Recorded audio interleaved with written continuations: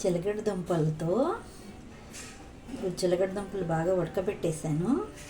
ఉడకబెట్టేస్తే చిలకడ దుంపలు ఇలా పీల్ చేసేసి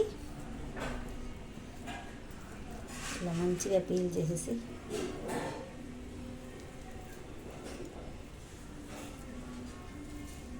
చక్కగా కొంచెం బెల్లం వేసి రౌండ్గా ముక్కలు కట్ చేసి కొంచెం బెల్లం యాలక పొడి వేసి కొంచెం పాకం వచ్చిన తర్వాత వీటితో పాటు బెల్లం పాకాన్ని ఉడకనియాలి, యాలక పొడి అని వేసి.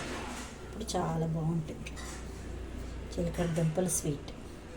చిన్నప్పుడు మా అమ్మ చేసేది, చాలా బాగుండేది. మీరు కూడా చేసుకోండి మరి.